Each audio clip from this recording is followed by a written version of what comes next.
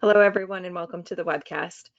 My name is Christine Dorsey Davis. I'm the Executive Director of the Ohio Chapter of the American Planning Association, and I am your webcast moderator. Today is Friday, August 20th. We will hear the presentation, Planning for the U.S. Military and U.S. Government, Challenges and Opportunities. For technical help during today's webcast, you can type your questions in the chat box found in your GoToWebinar tool panel. And for your content questions related to the presentation, again, just type those in that chat box. We will answer those at the end of the panel during the Q&A. Coming up next on your screen is a list of our sponsoring APA chapters and divisions for 2021. Thanks to all of those participating sponsors for making these webcasts possible and free to members. Today, we are sponsored by a trifecta here of the National Capital Area chapter of APA, and then two divisions of APA, the Federal Planning Division and the Planning in the Black Community Division. So thanks to all of our sponsors today for making this webcast possible. Coming up next on your screen is a list of some of our upcoming webcasts. We have a webcast coming up next week on the 27th and September 3rd, and we actually have some webcasts scheduled for the rest of September. I'm just gathering up more information. We are scheduled out through the end of the year, to believe it or not. All of our Fridays are scheduled, and we are going to be launching a mini series throughout September as well on, I believe, Wednesday or Thursdays. I don't remember now, but we will have another set of sessions also outside of our normal Friday sessions. So you can register for these and all of our upcoming sessions by heading over to our webcast website, ohioplanning.org/planningwebcast.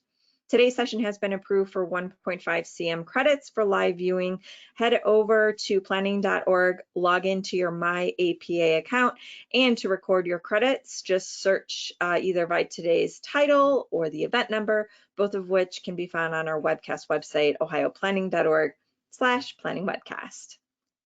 If you are on social media, be sure to like us on Facebook. Just search Planning Webcast Series and we'll pop up. That's where I post any timely information like date or time changes for a webcast.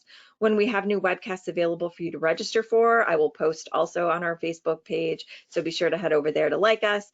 And we record all of our sessions and post them on our YouTube channel. So be sure to head over to YouTube, search Planning Webcast, will pop up, and subscribe to us so that you get notified when I post a new session recording. If you head over there now, you'll notice we have well over 350 session recordings for you to view free at any time. So again, head over to YouTube and subscribe to our channel so that you get notified when we post a new session. So that's the end of my housekeeping items. Again, if you have questions for our panelists, just type them in the chat box. It will help me if you post who you want to answer the question. That just helps me organize and get all the questions ready. And at the conclusion of the panel, we will answer those questions. So with that, I am going to turn it over to today's speakers, panelists, specifically Janaea, you're gonna kick things off today. There is not a presentation like a PowerPoint presentation today. This is just purely a panel, so don't feel like you're missing something on the screen. You'll just see these friendly, smiling faces. So Janaea, take it away. Thank you, Christine. I want to say hello to everyone. Again, my name is Janaea Jackson, and welcome to Planning for U.S. Military and U.S. Government, Challenges and Opportunities. Our panel today will talk about the critical work being done by planners who work for the U.S. military. Our panelists will share their experiences and highlight how their lessons learned in planning will apply to their current job. We will also discuss opportunities for planners in the U.S. military in particular. Our panelists in alphabetical order are Roz Kennedy, Vanessa Francis, and Shanita McConnell.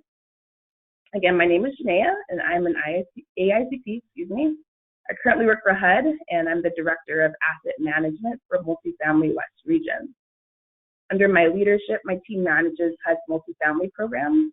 Like most common products folks know, our FHA program, our project-based Section 8 program. And my team's geographic area of responsibility is California, Oregon, Nevada, Alaska, Hawaii, Guam, and the Marianas Islands. Prior to leaving the military planning field, I had about 8 years of experience working for the military, primarily the Marine Corps and the Navy, both as a young planner doing really fun projects across the world. I started working in military planning directly out of graduate school at University of Wisconsin, Milwaukee. And most of the time as a military planner, I was living in Oahu, Hawaii, and working with Naval Facilities Engineering Command Hawaii. Was sometimes spent also working for the Marine Corps in Japan. So that's a little bit about myself. I'm going to hand it over to Rod so he can share with you a little bit more about himself.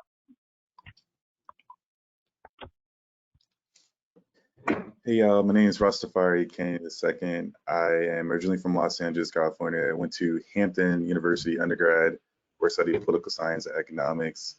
I got my master's from California Polytechnic, where I got a master's in environmental engineering and urban regional planning. Like Janaea, I'm AICP and PMP. I work for NAVFAC Washington at PW Indianapolis, where I'm a community planner where I work for the asset management branch. I've worked in the city of Los Angeles and Prince George's County, so like local level. And it's a little different when you get to the federal level because you're talking about, like instead of planning for a city or for a municipality, you're planning for an actual small community. So I think I would love to talk about my experiences. And next, I'll pass it to Vanessa. Thank you, Roz. My name is Vanessa Francis. I'm originally from Baltimore, Maryland. I graduated with a master's degree in city and regional planning from Morgan State University in Baltimore, Maryland.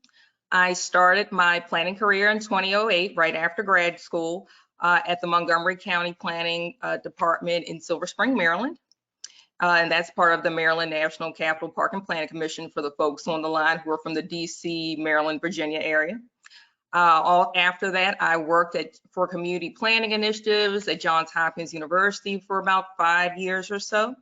And since 2016, I've worked as a planner in the federal government space, first as a government contractor for the U.S. Army Reserves, and now as a civilian employee for the U.S. Army Corps of Engineers, Transatlantic District, Middle East District. And just a bit of planning trivia about myself. I was raised in two very historic neighborhoods in Baltimore. The first is Original Northwood, which is one of the first planned communities in the United States. It was starting to be built between 1930 and 1953. And Morgan Park, which was developed right next to Morgan State University, which was built for housing for faculty and staff, because when it was built at the time, 1917, I believe, there were very few opportunities for African Americans to own homes in Baltimore City. So there was a neighborhood created for the faculty and staff, and I'm proud to be from both of those communities. And I will turn it over to Shanita. Hello, everyone. I am Shanita McCunnis. I am originally from Birmingham, Alabama. I attended Tennessee State University, where I have my undergraduate degree in architectural engineering, and I have a master's in engineering, specializing in engineering management from the University of Louisville in Louisville, Kentucky. I currently work for the U.S. Army Corps of Engineers in Europe District. So I sit in Wiesbaden, Germany. I am the chief of our Regional Planning Support Center.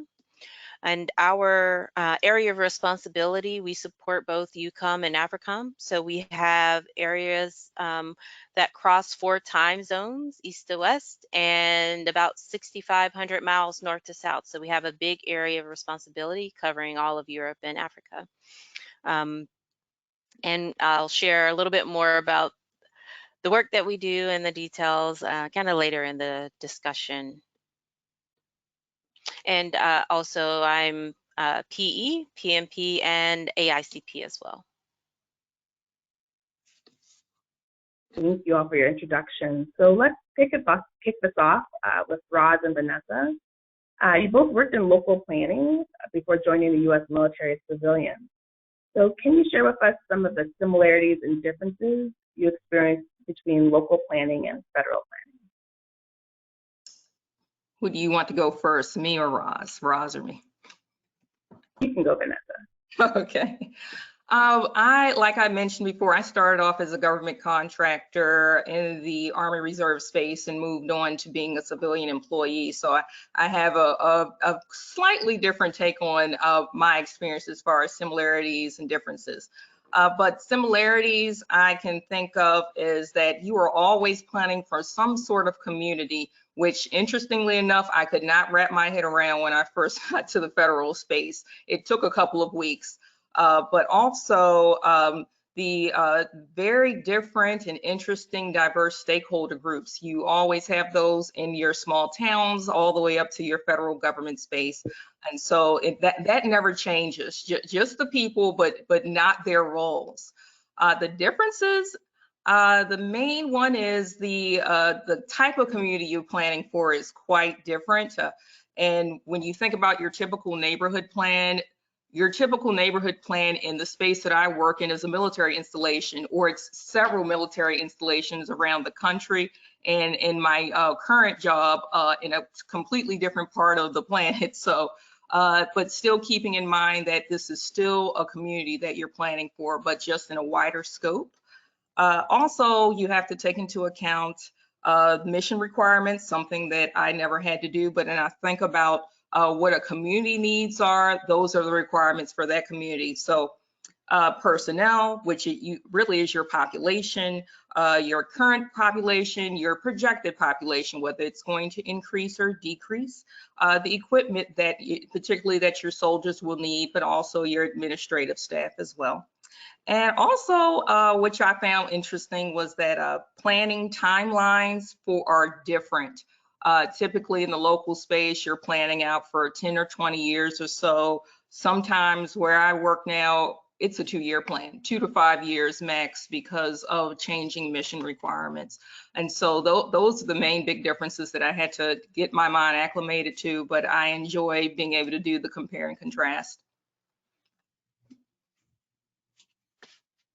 And I'm finished. Ross. Yeah, similar to what Vanessa was saying, I think the biggest difference is, you're really planning for a city or a county at a local level, whatever the municipality may be, versus like planning for like a small community at the federal level. So at PWD Annapolis, we're planning for literally like the nation's leaders. And so it's different in a sense, but the community input, things like that, like if you're looking at like a sea level rise or land subsidence type of project, you still have to get the community's input. It's different, but it's the same, and I like it. It's like it's really fast paced. Like she said, you're not planning for like a 10 to 15-year project. You might be, but you're really planning for something that's like sustainment, modernization, renovation type thing for the next couple of years to really go forward with the mission. And then you really think about like what the end goal is. Like if the mission requirements aren't met, then it's like you're really impacting people's lives. And so it's just it's a different thing. Yeah, definitely love it. Yeah, one thing that I thought was pretty interesting when I first started working in military planning was that the base CO, if you're doing like a plan for a base, like that's your mayor, and I had to kind of re-stack in my brain like who's who based on everything I had learned in planning school. What was that experience for you guys in terms of that transition, in terms of drawing lines between who's who in the power structure? Well, typically for the installation, the mayor is the chief of DPW, Department of Public Works, on the base. So, understanding that group who worked in that department were my primary clients. However, in the Army Reserve space, I had to think more about the installation of headquarters, whereas with Army Reserve, you have 5 installation headquarters, one on the East Coast, I believe it's Fort Dix, one Fort McCoy in Wisconsin, one in South Carolina, I believe, and then one out in Mountain View, California, and then you have one for the Pacific realm as far as Guam, America, Samoa, and Hawaii, and Alaska. And so all those also became the mayors and who are making the decisions about how we're going to move forward, how we're going to make sure that our sites are well equipped, well staffed, and what changes are coming down the road 2 to 5 to 10 years. So the mayor and the city council concept kind of changed depending on what level I was working on. So, but yeah, and once you can relate it like that from your education and from your experience in local government, it's pretty easy to grasp onto. Great. Roz, do you want to say something about that? Yeah, so similar to Vanessa, that's the way I think about it. And I kind of also relate the installation commanding officer, deputy installation commanding officer, sort of as the ones on top at the installation. You're getting, you're actually, the way NAVFAC works is you're getting funds from like CNIC and just like people like the FEC, which is in Washington. But then, you're also getting input in like different planning school taught me that, you have like charrettes, which we do, you have charrettes, you have input from like different organizations, different departments. And it's similar to that when, we go in the installation mission integration group so you might get input from like the director of facilities construction, you might get input from the installation commanding officer, just everyone. And I just kind of think about it in planning school where it's like, you're trying to like incorporate everybody's comments and their thoughts into things, and really I think that everybody's expertise kind of brings it into a great product and service. Thank you. Shanita, after engineering school, you started working for the U.S. Army Corps of Engineers. Can you explain what U.S. Army Corps of Engineers is and how you were introduced to them? Sure. A fun fact, George Washington appointed the first engineer officer of the Army on June 16, 1775 during the American Revolution, and engineers have served in combat in all subsequent American wars. The Army established the U.S. Corps of Engineers as a separate permanent branch on March 16, 1802, and gave the engineers responsibility for founding and operating the U.S. Military Academy at West Point. The USA's mission statement is to deliver vital engineering solutions in collaboration with our partners to secure our nation, energize the economy, and reduce disaster risk. The vision is engineering solutions for our nation's toughest problems. Many people are used to seeing the Corps of Engineers coming out during disaster with the red castle and the hard hats, helping in the communities cover from disaster relief. But the mission is expanded and goes on so far. So you'll see everything from civil works to park and recreation to military planning. All of those aspects, wherever the military is, all across the world, there is support from the engineers, including U.S. Army Corps of Engineers. I was introduced to the Corps of Engineers during a college fair at Tennessee State University. While I was an undergrad, there was an alumni that was there at a table that introduced the organization and talked about the opportunities there.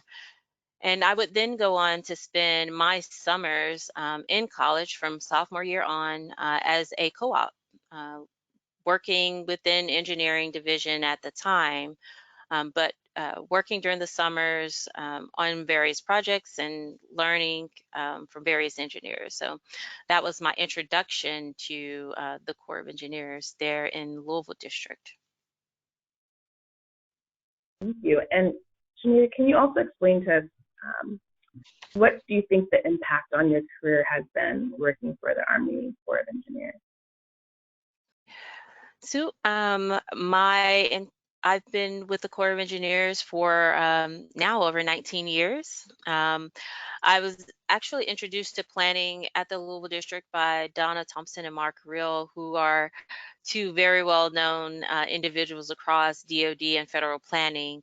I really began my role in planning, serving as an engineering support, both architectural and civil role on charrette teams. So actually working on the team to develop planning products. And in the Corps of Engineers, we begin our planning charrettes with development of a 1391, which is just a programming document that goes to Congress to actually get the funding to design and build these projects. So we're at the very beginning stages of helping kind of get to facilitate the mission, because we know that for every requirement or every activity that the U.S. government wants to do, there needs to be a facility or some type of resource to be able to accommodate that. So we're at the very initial stages of doing that.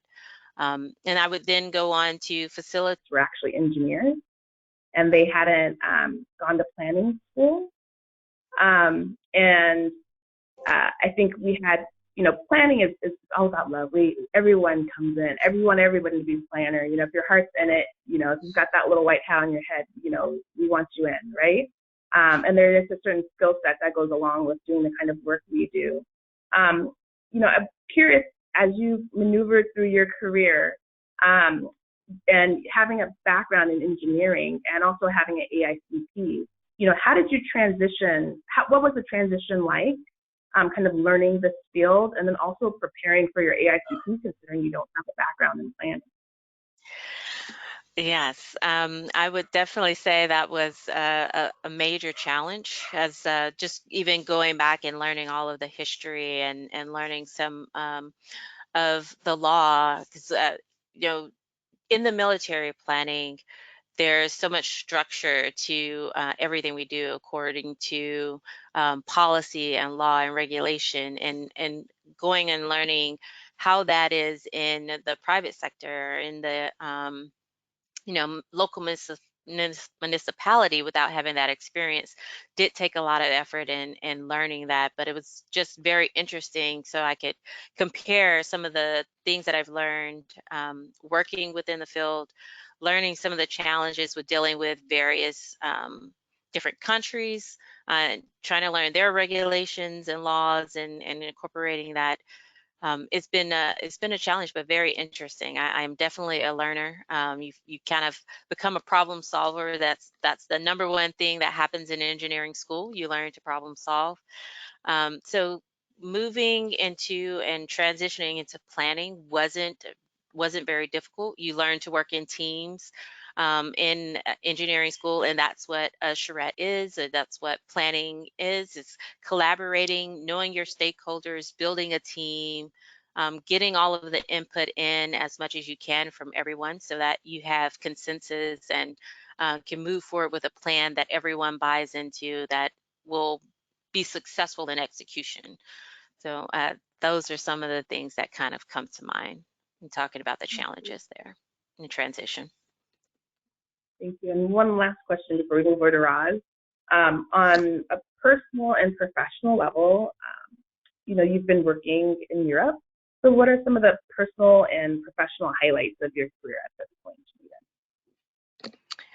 I would say both professional and personal. Coming out to Europe was a dream of mine, actually. I've always wanted to live and work abroad, and having this opportunity to work in Wiesbaden, Germany, and travel all over Europe has been both extremely rewarding for me. I love to travel, so a lot of countries here that I've got a chance to visit, to work in, also just travel for leisure, has been probably really my dream come true. I think I first made the decision or had the idea probably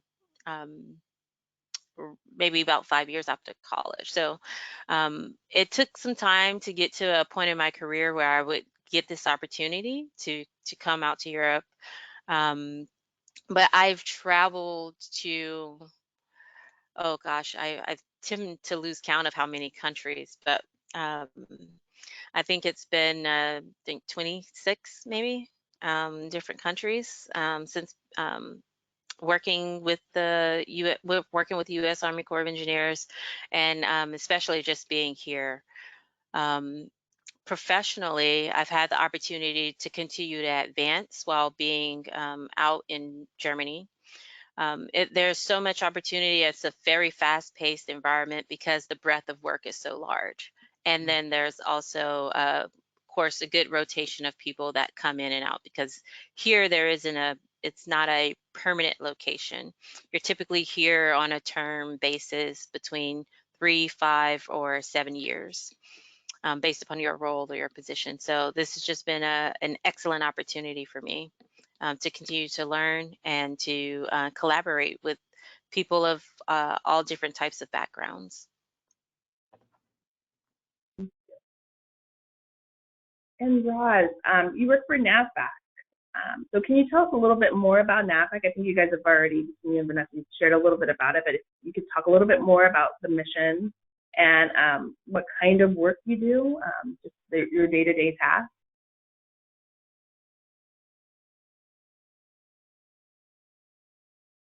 Hey, so about me, I do work for NAVFAC. I work at PWD Annapolis. That's also known as the Naval Academy.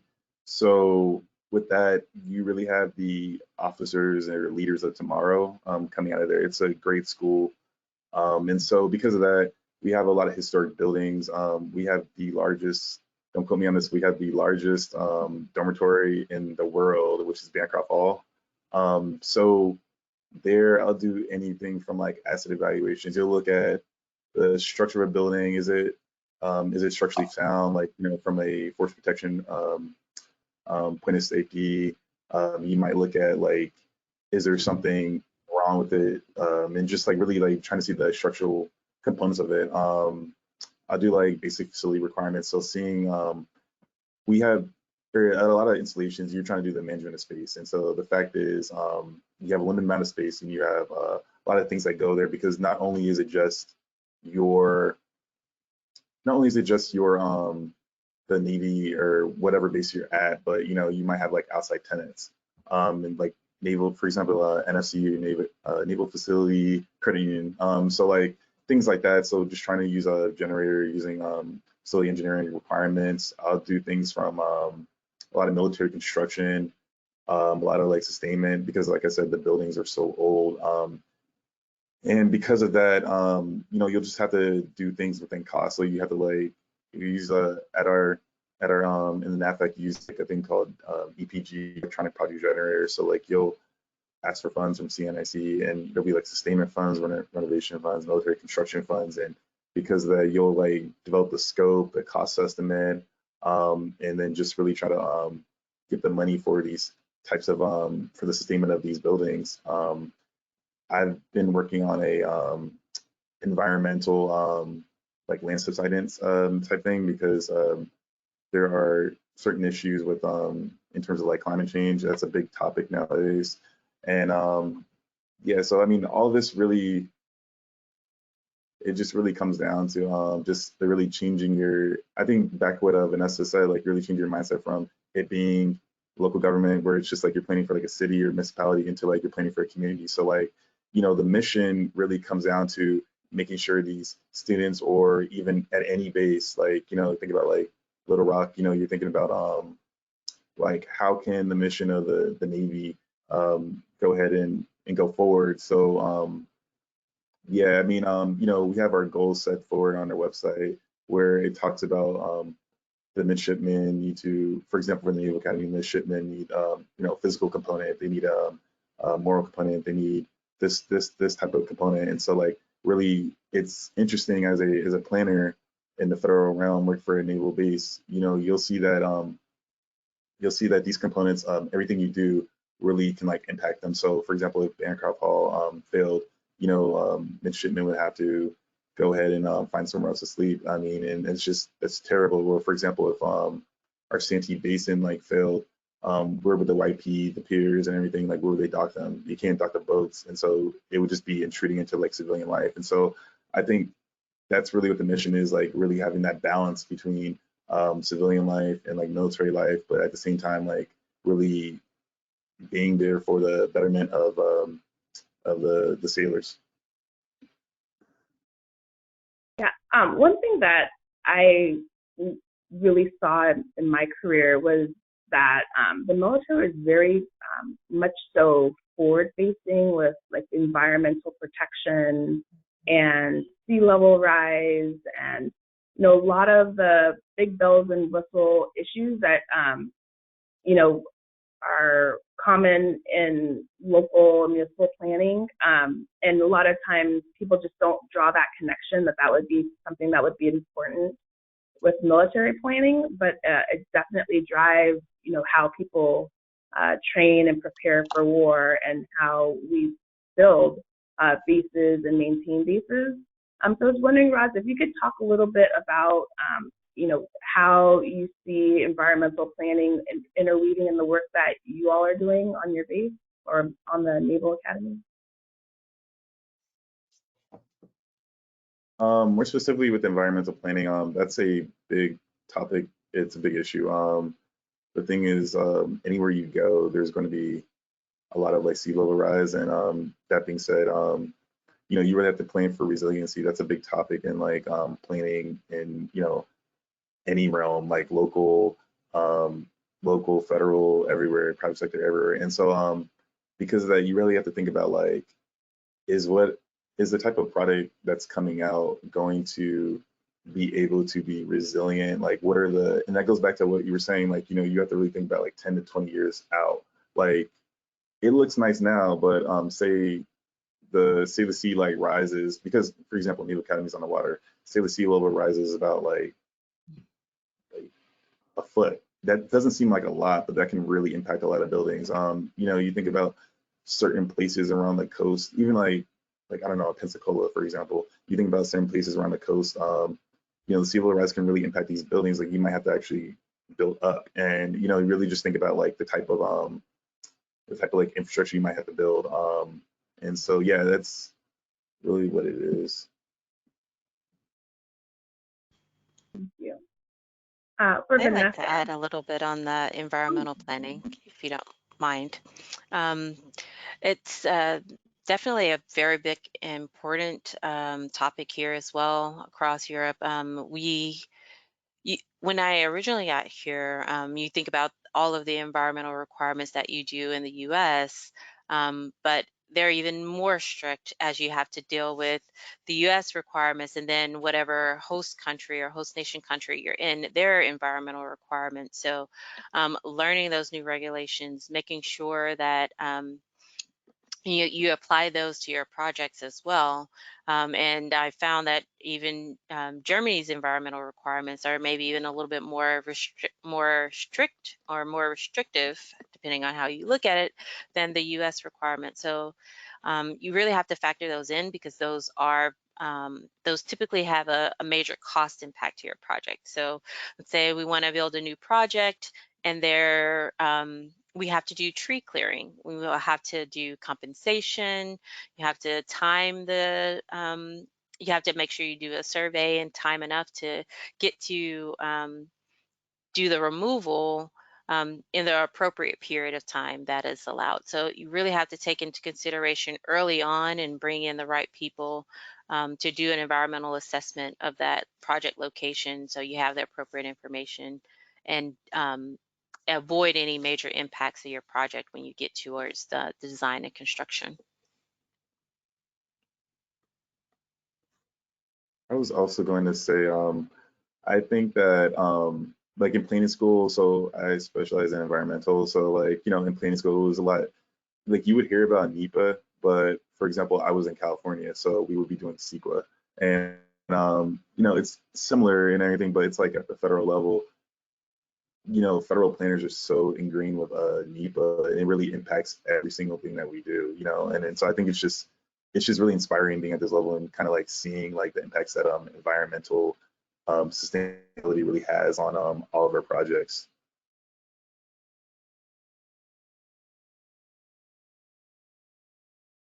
Hey, Vanessa, you recently started working for the U.S. Army Corps of Engineers about a year ago. Before you were working for the U.S. Army Corps of Engineers, you worked for the U.S. Army Reserves as a master planner. What did you do at the Army Reserves, and what did you like most about your time there? Yes, so just for the folks who out there who are thinking about applying for a job in the federal space, whether that be civilian or contractor, go for it. Because my entering the job of a master planner for the Army Reserve was a shot in the dark. I found out about this job probably late 2015 and said I had no idea that you can plan for military installations. So I just, put my name in the hat and saw what happened. And I was actually selected in order to start working at actually the Office of the Chief Army Reserve, which is the headquarters level for the Army Reserve. So in that job, I served as the subject matter expert for master planning initiatives in two parts of the country, the East Coast, Northeast specifically, and the West Coast and Southwest. And so my portfolio of projects covered about, I'm going to say maybe 20 states or so. And I collaborated mainly with community planners at reserve sites and installations on developing area development plans and real property master plans. Also, and I did not know this going into it, but I found out that I would serve as a dual role. I came into this thinking totally community planner, but then I ended up being a project manager as well for very large scale projects. And in many cases, the Army Reserve, and I think you'll find this out across, I know I'm experiencing it with USACE as well, that a A&E, architecture and engineer firm will be hired in order to be able to carry out very large scale projects. And I and my colleagues would end up being the project manager over the entire project. So it was kind of a really good relationship to be able to work with folks in the private sector to be able to get these types of projects done, these documents created, these plans developed. But also they would lean on my master planning experience too, because a lot of them, they never had any experience in the local government field. They started off in either federal and went to the private sector, or they've always been in the private sector. So that was really, really interesting as well. Also, in the office where I worked, there was also an environmental team that we're talking about, environmental and energy team as well. And many times I was tapped in order to provide the master planning, community planning expertise on their projects, whether it be developing water plans, environmental energy plans, that type of thing. And I believe that you asked the second part of that question. It was what I like most about my time. Okay. Yeah, so one of the main things that I liked was the travel. I like to tell people that prior to me joining the Army Reserve as a contractor, I had probably spent more time out of the United States than I had in the United States. I'm a through and through East Coaster. That's what I know. I have some family on the West Coast. So all I knew was really the coast, maybe save for Chicago or something. So to be able to travel everywhere, even beyond my portfolio on various conferences and different types of projects, it was so wonderful to be able to see the United States and to see the regional economies and the regional communities and what issues they were dealing with and how that impacted soldiers, the citizen soldier for the Army Reserve perspective, and how our projects would improve the lives of people in those communities. So that was really fun. And yeah, I've checked off almost every state in the union. So I'm really pleased about that. But also it was a wonderful training ground to learn how to plan for military installations.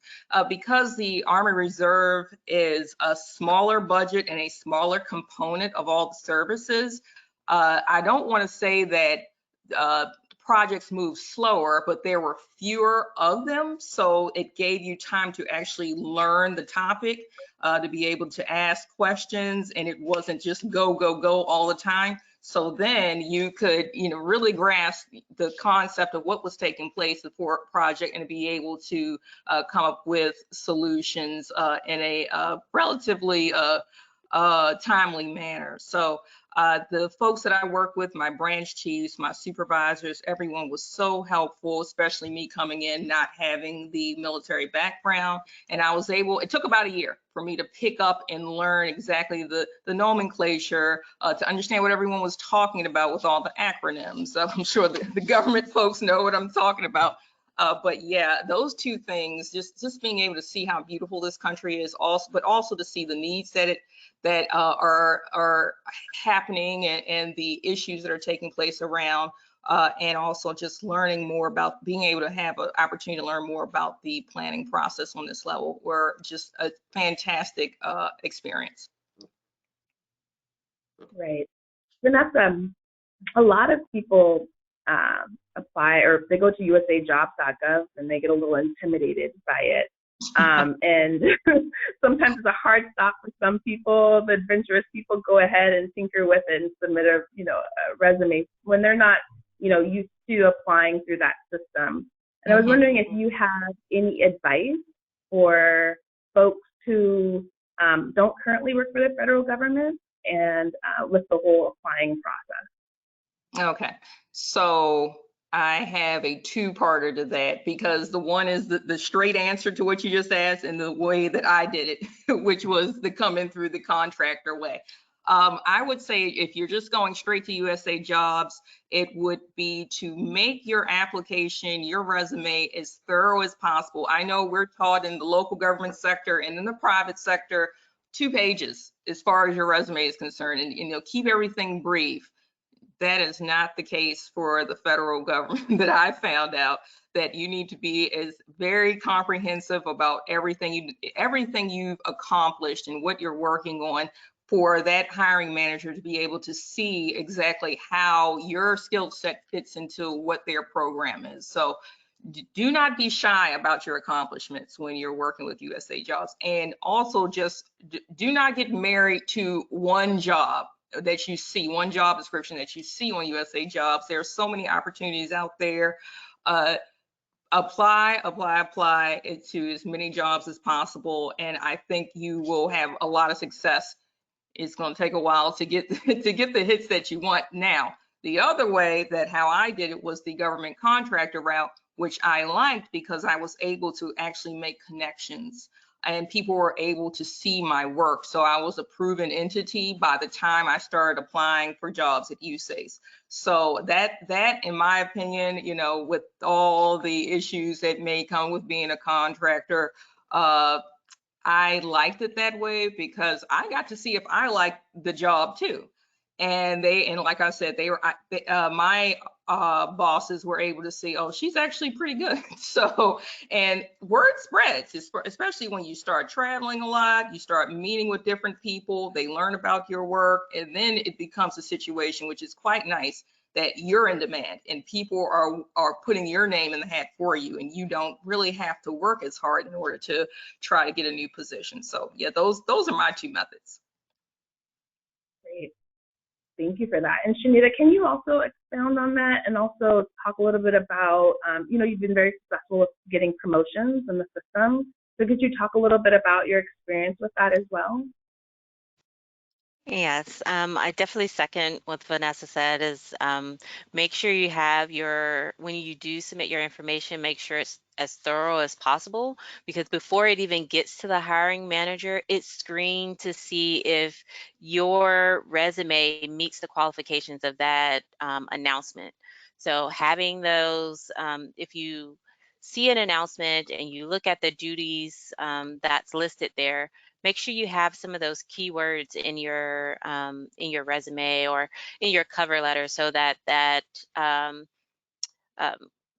we call it CPAC, but that HR manager, when they're reviewing that packet, they can attest that yes, you meet those qualifications, because they're HR, they're not necessarily technical, whereas the technical manager might look at some of the things on your resume and tie it to the work that they're doing, or the task that they're looking for. The HR manager may not have that same flexibility in understanding that. So definitely be thorough. Also make contacts. You know, most of the district personnel, whichever district or office you're interested in, they're more than willing to meet and have what I call informational interviews, so that you can get an opportunity to say, hey, what do you really do there? What are your how does that tie into your role or your interests? And then that way you have a contact, someone in that area, and then they'll be more than willing to share opportunities as they come up, and provide just kind of a connection or a resource. So there's also other ways of tying in. So many of you might work with, there's different societies like the Society of American Military Engineers.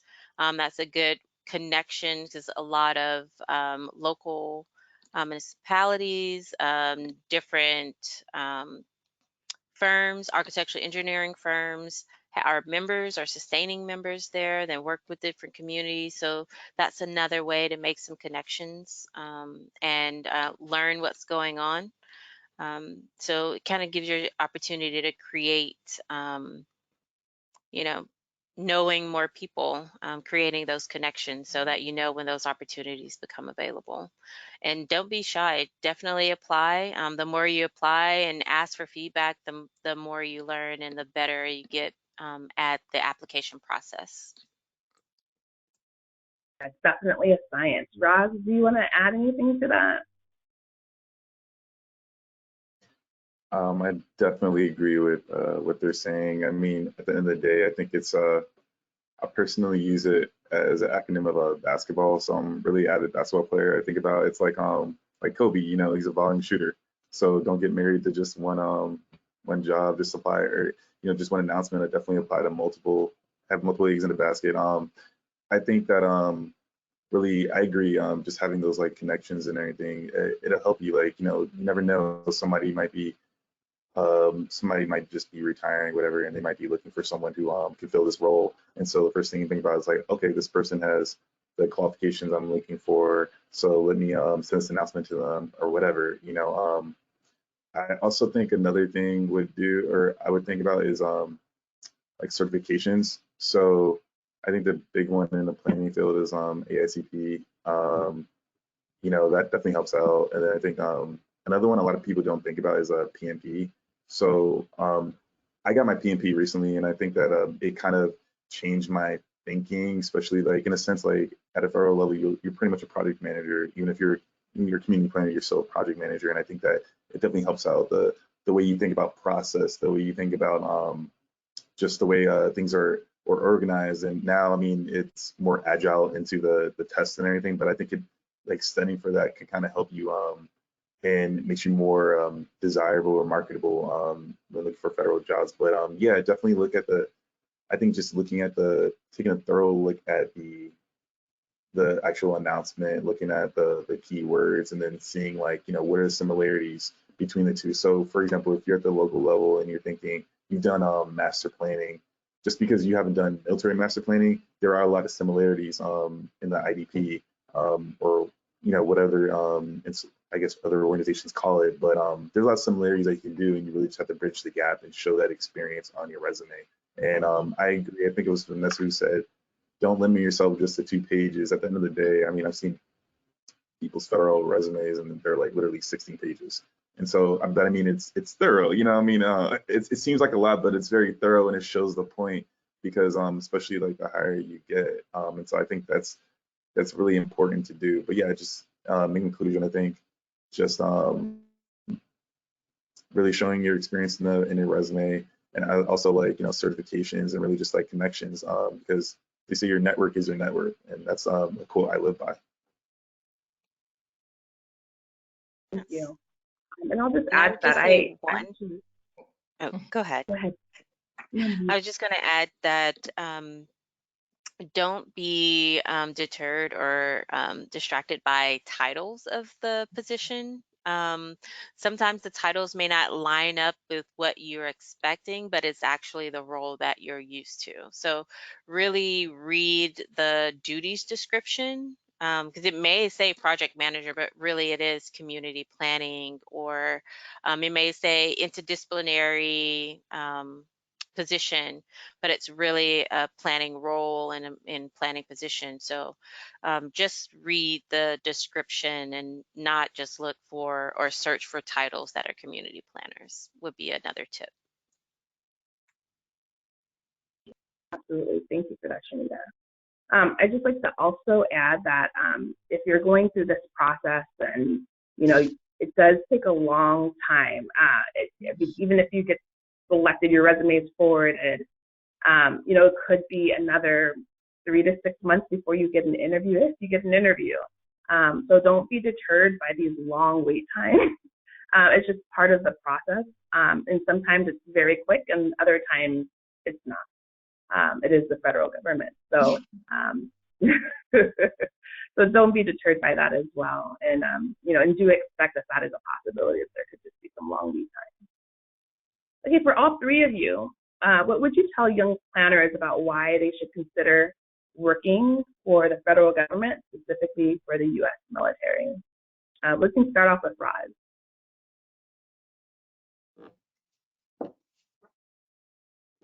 I would tell young planners that they should consider working for the federal government, specifically the military, more so about the perspective of, well, number one, as a millennial, like I see it, you can actually travel to like different places and everything. And I mean, who knows, you might be in a base at like Guam or like Hawaii or wherever. And at the end of the day, you can really explore the world. And so I think it's great from that perspective. Also, the federal government, it definitely has its benefits in terms of like just different benefits it has. Like, in terms of like retirement and everything. And like,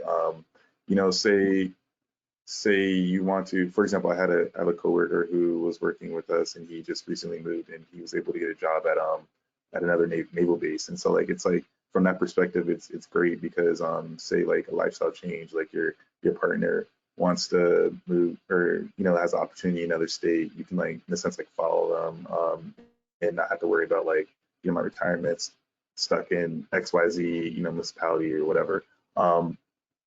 You're dealing with more like NEPA and just like the federal level, and it's a lot more like ingrained, and you have, I think it gives you a great toolkit for success.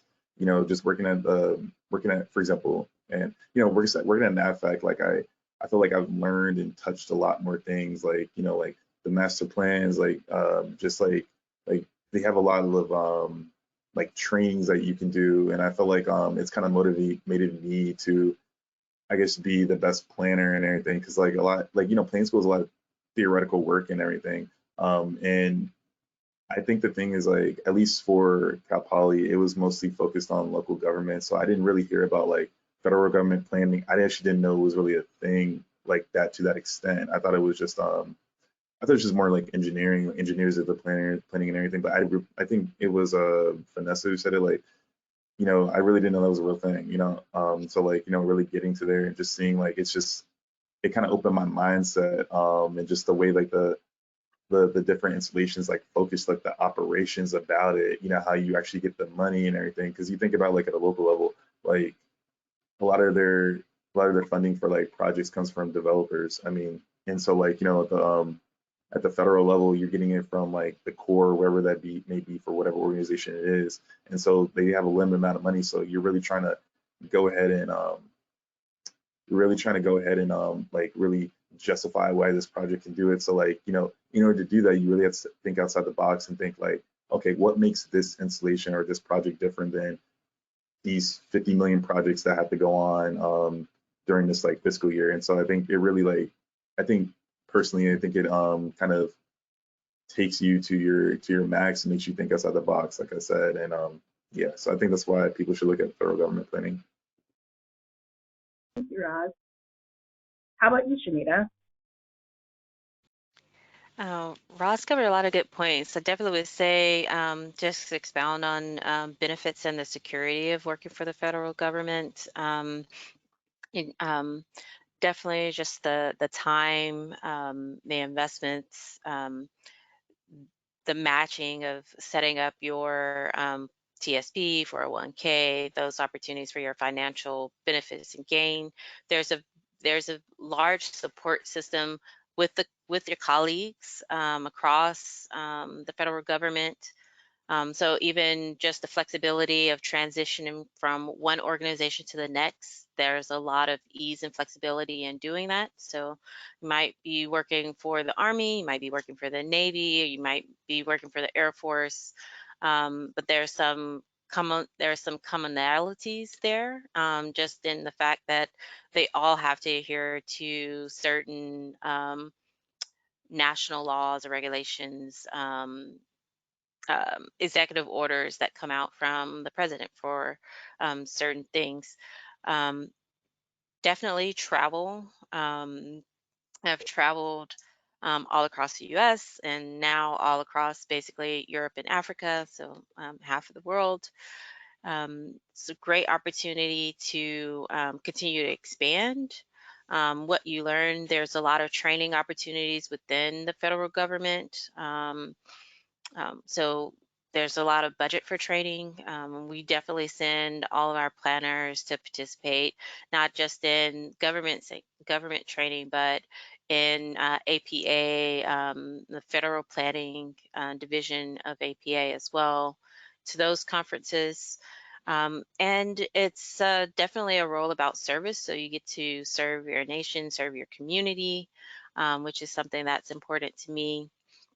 And then just be part of something or part of an organization that's bigger than yourself. So you have the opportunity to contribute to impacting so many large communities, down to that individual soldier or family being happy and being able to focus and achieve the missions, and the advancement of whatever the campaign is for that year or the next year. You are really a vital role in participating and providing an atmosphere or a resource to allow that to be accomplished. So those are some of the things that are important to me that I believe should be considered when taking a role in working for the federal government. Thank you. And Vanessa? Yes, so there are just so many opportunities to apply your planning education and your expertise, and understand that going into this, that knowing that you are the expert. My background for my planning degree was housing and community development. I still have to think about housing and community development when it comes to military installations and regions. So where are you going to house your civilians if they have to live on base? Where are you going to house your soldiers? Thinking about schools, because many times you have schools that are on bases. Thinking about your transportation and your infrastructure. You still have to consider all these things when you are planning to build or remodel facilities on an installation. So understand that you are the expert, and go for it applying with that in mind. But I have noticed in the last, what I'm going to say, since I guess 2016 or so, that there has been an increased respect for the planning profession within the military world. Maybe I'm just speaking for Army Reserve and USACE, but a lot of times people really did not know that on that side that there was a planning profession that deals with these types of issues. And so being able to be the teacher to my colleagues, who many times they either have GIS degrees and they just ended up into the planning role, engineering as well, and transportation professionals, that type of thing. They are learning from me as well. So or from people like me rather. So the understanding that this profession has merit within this space is something to consider. And as you are applying that is of great benefit to yourself and to whomever you end up working for. And so with that, I have a question for Janaea. And so Janaea, you have also worked for NAVFAC and have transitioned to U.S. Department of Housing and Development. Why did you decide to transition from military planning, and what is your role at HUD? Right. So I left working for the Marine Corps and Navy, boy, I think it was about 5 years ago, I want to say. And I had a wonderful experience working for NAFAC and for the Marines. I'm really thankful for the time that I worked with them, because the amount of money that goes into DoD, when you look at other agencies, it's bar none. You just can't compare it. And they believe in educating their people, training their people, sending their people to conferences, and providing, just more and more, as many educational opportunities as you're willing to take on. And so I fully took advantage of that while working for NAFAC and working for the Marine Corps.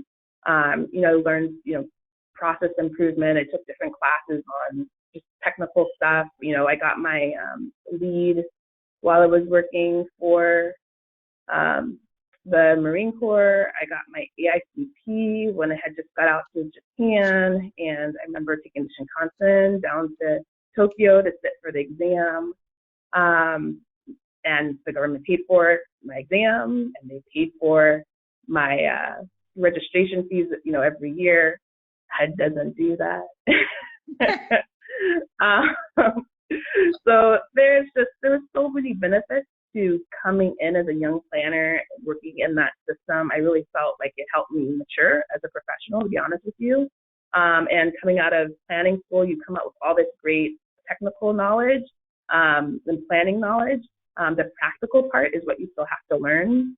I think the military does a phenomenal job of doing that and creating support systems around you while you're doing that. Having that said, I was a planner working in engineering command, and I'm a rather ambitious person. And so, and I've always had a soft heart for housing and children, and that's why I actually came into the military planning to begin with. We were doing a lot of really good work for this contracting company that I initially worked for when I came out of graduate school. I worked in Hawaii. I was working for Group 70 International. And we were just doing some just really phenomenal stuff in the Pacific at the time, as well as getting a taste of all the other types of planning stuff that we do as planners and that we learn about in school. So it was kind of like a potpourri of opportunities working for Group 70 in Honolulu. And I also tell people, when you go on vacation, go stop by and say hi to folks, because that's how I got this job. Really just go out and say hi, just ask to speak with the principal. And I left that, chat with the principal with a job going back to Wisconsin. I packed up my stuff in Wisconsin and headed back out to Hawaii for a job. Didn't at all plan for that to happen. But that's the power of networking. I think that's what Shanita, Vanessa, and Roz have been, sharing on this call. Yeah, so, I've always had an interest in housing, and I really applied for this job on a long shot. I did not anticipate getting it. And I actually got an interview, and I got the job. And I love what we do at HUD. I work for multifamily, and multifamily is basically a large insurance broker for folks who are building or buying property, for subsidized property or insured property. So we make sure that they don't lose their investment on their mortgage insurance. And it provides a safety net for units that are 4 units and more. It provides a safety net for some of our most vulnerable folks in our country. Folks probably aren't as familiar with our grant programs. We have Section 202 for elderly, Section 811 for disabled. And those are grant programs designed for construction, rehab, or even purchases of properties that are directly housing that those specific folks. We also have what everybody probably knows most of, which is our FHA program. There's a single family component that's not under our team, but we do that. We manage the FHA. Folks who get FHA loans, we manage the multifamily side of it for the life and while they're doing business with HUD. So where the nexus comes in with what I did before with military planning and what I do now with HUD is that there's a very strong component of compliance. We're very much so about ensuring that our investment, our financial investment is sound. So we are looking at annual financial reports for properties, monthly accounting reports when they're new into our portfolio. Want to make sure that they're doing well, that they're on solid footing. So, you know, there is definitely that financial component. There's the physical component too. And a lot of this I learned really working for the military was how do you ensure the life cycle of that property is being maintained properly and planned for properly. And so that's a huge part of what we do. And unfortunately, with the many, many disasters that are happening around the country, you know, in the last 5-10 years, that's become an even bigger part of our business, is ensuring that people are living in safe housing. Of course, our mission is to provide safe, decent, sanitary housing. And, you know, we also, we're kind of like, I call them the police when it comes to management companies. We want to make sure that folks are doing what they say they're doing. So we ensure that, you know, if grandma calls and says, hey, my refrigerator is not working anymore, that we know the management company is addressing that in a timely manner. When someone comes in and wants to switch management companies, we want to make sure that the management company is someone that has experience with, and we know that they do a good job. And so we have that compliance component in terms of managing, overseeing, you know, the correct, you know, best management that can happen for, we're 3,600 properties in our portfolio in the West region, in my area of responsibility. So I love what I'm doing. It's still about being in service to people and being in service to our country, and helping provide that safety net that's so important to, you know, folks having a successful, happy life, which is making sure that they have safe, decent, and sanitary housing. So I definitely got to this position unexpectedly. It's kind of full circle for me, because this is where my heart was when I first went into graduate school, and I really got, my heart got deterred with military planning, which I had a great time with, and I still have a very soft part in my heart for. But yeah, that's just another example of how you just have to apply and see what happens. You might surprise yourself. So thanks for that question, Vanessa. Okay, for all three of you, most planning schools train planners for local municipal planning. For each of you, what are the critical elements that you learned in planning school that have been most useful in federal planning?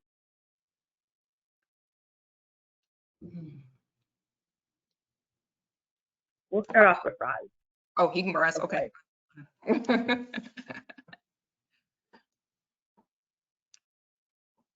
That's a great question. Honestly, it's a couple. So number one, I would probably say like the ability to work with people like in a multidisciplinary like team. So for example, you know, I have a background in environmental engineering, but like, you know, somebody who has a background in like civil engineering, or like, you know, like another planner, but their specialization was I don't know, like environmental or something like that. Just being able, like, you know, you're having a lot of like group projects in grad school, and just being able to like effectively talk to people, like soft skills and everything. I think that's one thing I developed during grad school, which was very helpful. Like GIS like skills. You know, we don't necessarily use at least the planners don't necessarily use GIS. We use GRX, which is similar, but it's a little bit more user friendly.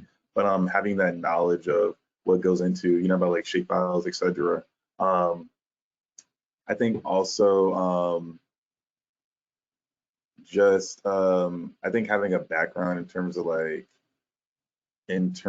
financial, or not financial, but like, you know, numbers, like, you know, being able to like crunch numbers and just seeing like the manipulation of like, not manipulation, but like the way you use like Excel really like can help. So for example, if you're doing like a project and you know, you have a cost of 13 million, I'm just throwing something out, but $13 million, you know, you have to actually know how to look at the numbers and see, okay, what am I going to put into my DD 1391, for example? How am I going to go ahead and justify this cost? Like, because, there's like the prime, the sub, etc. And so, it's just the way you like kind of like touch the numbers. I think also just having a background in being able to like, I guess like the presentation skills, because you might be called into like senior leadership and you're kind of getting out of your box and you're in an unfamiliar territory about a project, or you might get assigned something. You have to like you have to really research really fast and kind of just like talk about it, but really understand it. So I think that synthesis skill, like the writing skills in grad school, like you're consistently writing papers for a reason. When you get into like even in the local level, when you're getting into like local planning and everything, like these staff reports and everything, like it's similar. I think CAD skills are a big thing. A lot of people like overlook those, but if you're doing an asset evaluation, for example, in reality, you're supposed to update the CAD documents and show like what's really there, because things happen, based off just different requirements and everything. So like doing that, I think CAD is a really overlooked one. Yeah, so all those technical skills, those soft skills that you develop during grad school, I think they all help out. And yeah, so I mean, just really use the way, or undergrad or grad, just use the training that you got and really just come up with a complete product in order to like excel in the role. Thank you, Roz. Vanessa? Yes, just to piggyback on Ross speaking about the communication skills, those soft skills, also your negotiation skills. When you go back and think about being the expert, sometimes you are dealing with leadership or others who have very, very monumental dreams that they want to plan for their projects, for their installations.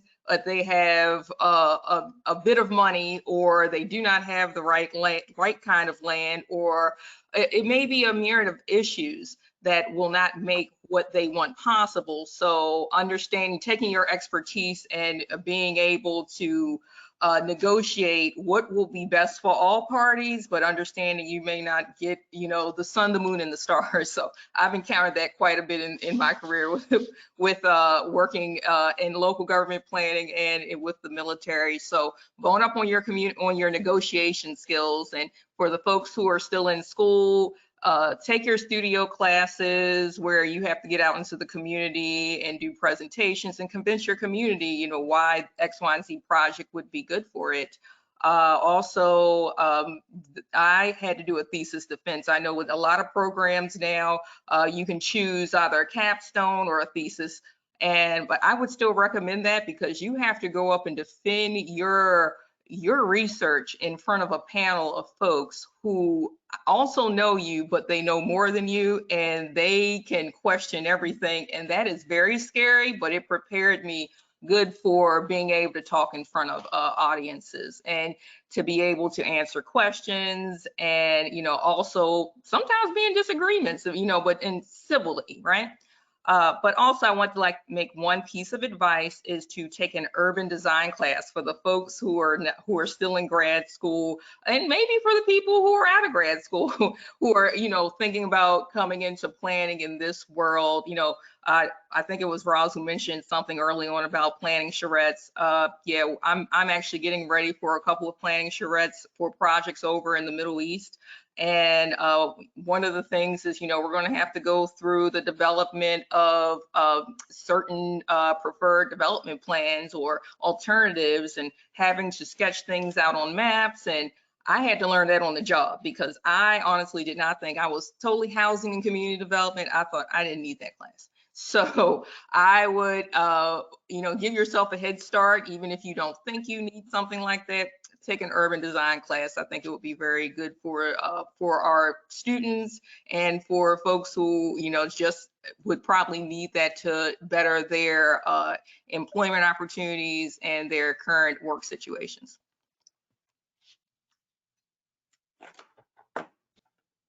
Thank you, Shanita. Okay, so I have slightly different perspectives. I didn't do formal planning school. My background, like I said, was engineering school.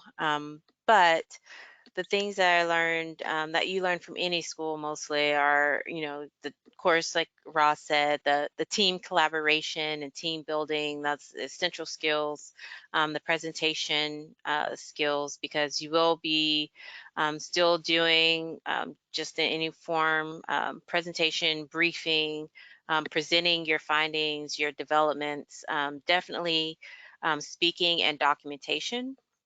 So you're going to facilitate your charrette, so you're going to need to communicate, and not everyone speaks what I would say is the planning language or planning jargon. A lot of the people that you're going to work with is probably going to be their first charrette. It's probably going to be their just similar to how you would when you're dealing with the new community. Most of the people that come in to provide you the information that you need to make a decent and executable plan that's accepted by everyone, they're not going to know the planning terms or the language. So you're going to have to explain and walk them through the process. So those are skills that are definitely important. One of the things that I learned that you probably had experienced in planning school was regulating plans, and the usefulness of developing those to start your long range planning or master planning or 10-year plan. Those skills are very helpful, and just having a comprehensive view of the entire community or project, whatever you're doing, being able to, because in engineering school, you're really focused on a particular problem and solving that problem. So stepping back and understanding to take a comprehensive look, a view, and then also just the networking and collaboration, because just from that initial meeting, that's just the beginning. You're going to have to continue to engage and get information just like you would as you're doing your research. You have to, go back and refine and continue to build as you're developing alternatives, evaluating alternatives, helping them to decide which one is the best preferred alternative, and then even just taking pieces from different ones and adding it to the preferred alternative. So making sure that you're able to network and collaborate and build consensus. Some of those skills that you learn about, your different types of group meetings and team meetings, and getting to that point, I think are definitely skills that come into play when you're doing federal planning. I actually meant to mention, I think one of the biggest things also I learned during planning school was more so of I guess like project management skills, but more so also like organizational skills, because the fact is in the federal government, you might, or I guess whatever, Army Corps engineers, Marines, etc., you're going to be handling multiple projects, so you really have to know how to really keep these timelines going, and really just know like what needs to happen, what are you waiting on, what's outstanding. You have to, because I mean the fact is somebody could really ask you like what's the status of this, and like in reality it's not like, oh, let me get back to you. It's kind of, you have to be like, okay, this is this, I'm waiting on this, this, and this, what I mean, that type of thing. And I think just like planning, or I mean any school really, but just like, and that's part of dealing with other people during like group projects and everything. You have to be able to be organized, and I think that's something that really really helps me. Just knowing like just being organized and knowing like where things are, what the status of things are. Like it goes beyond like using these different programs like IE FactMan, but like on a personal level, like utilizing calendars, that type of thing. Just like hard copies are good for me. So yeah.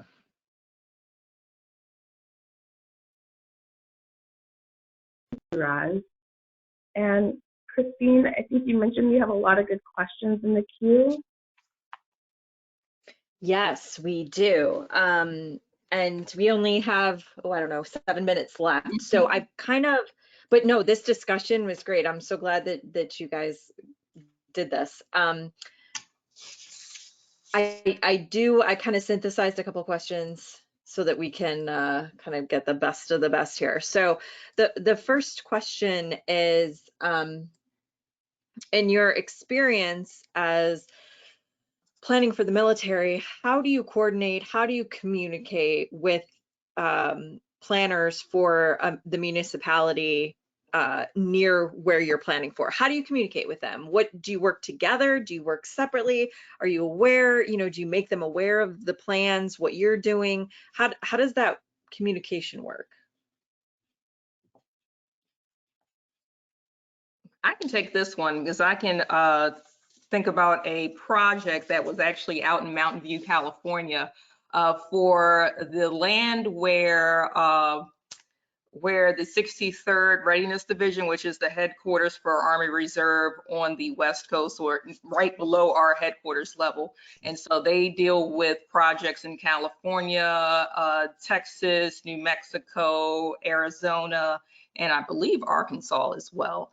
And so this particular project was for a 30-acre site below the headquarters to be able to be sold to a certain tech developer I'm not going to name, but you all probably all have it on your computer. So, this was actually outside of the fence line of the headquarters building. And so, and that particular piece of land needed a NEPA process to go through. It needed a whole bunch of environmental issues that had to be taken into account. And then there's a community surrounding that location. On one side, you have the NASA Ames Center, so we had to engage the NASA planners as well, which was really fun.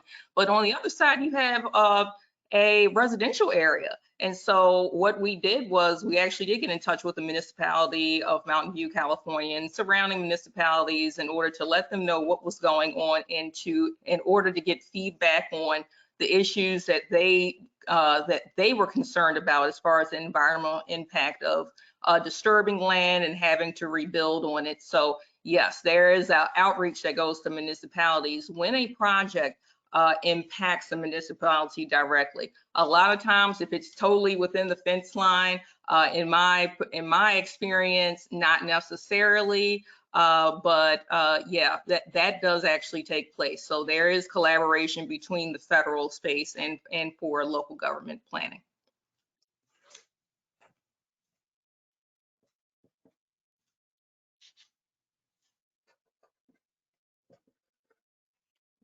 Okay, thank you. How does a lot of census numbers were recently released. How does the census play into military installations, military bases? Do they take part in the census? How does that work? And then how does that play into the communities that function around the base? Does it alter things in a good way, a bad way? How does that work? Roz, I'm gonna hand that to you.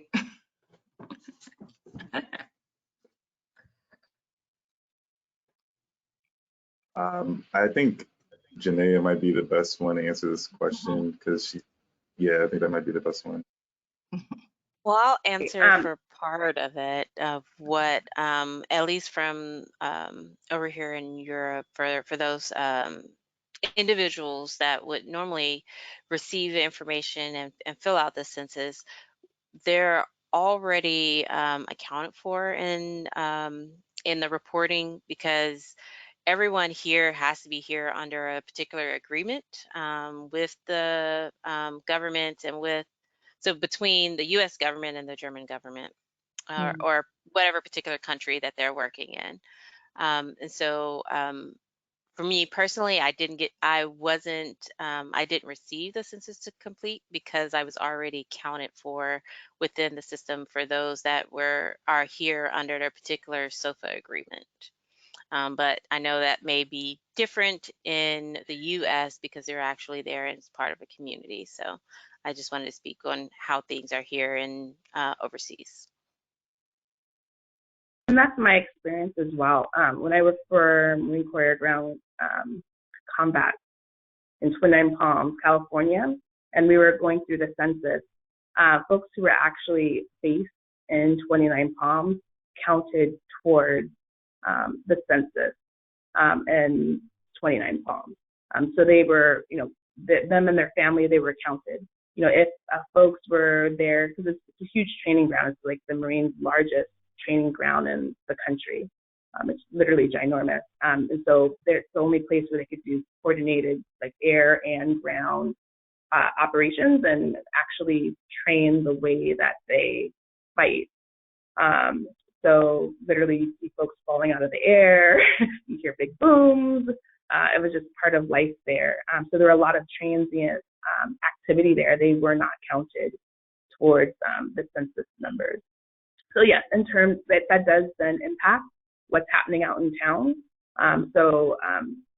They did have an elementary school, I believe, on base, but I believe the kids all went out to the high school out in town. And so that did impact, funding for that. Also, roads and infrastructure, that did impact that as well. Also, you have to remember when folks are training and they're bringing these huge, ginormous vehicles across local towns and stuff, there's a different kind of wear and tear that happens on the roads and whatnot. And so, there's consideration that comes in with that and additional funding that has to come with that. So yes, the census does definitely play, but it plays in with the folks who are actually stationed there, that's their locale of record. And I'd like and the counties fight for who gets, like, where they draw the line too.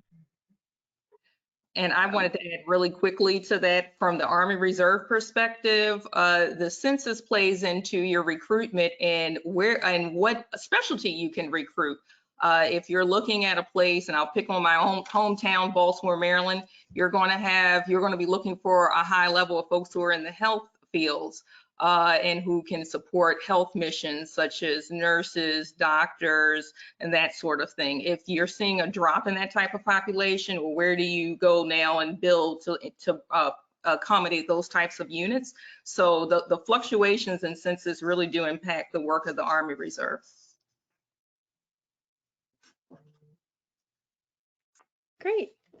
It is 2:30. We need to wrap up. There are a ton of questions, actually quite a few questions regarding employment within the military and federal planning and all the things tied to that. So I'm going to ask of you panelists if some of you would be interested in sharing with me a contact email that I can then post to our webcast website so that folks can reach out directly to you with those types of employment questions. So I will do that offline. And so folks, if you head over to our webcast website, ohioplanning.org/planningwebcast, I'll have a list under today's session. I'll have a list of emails that you can contact our panelists. So thank you to the National Capital Area Chapter, to Federal Planning Division, and Planning in the Black Community Division for hosting today's session. This was really super interesting. And I appreciate all of your time, and everyone have a great weekend, and we'll talk next time. Thank you. Bye-bye. Bye, everybody. Bye. Bye.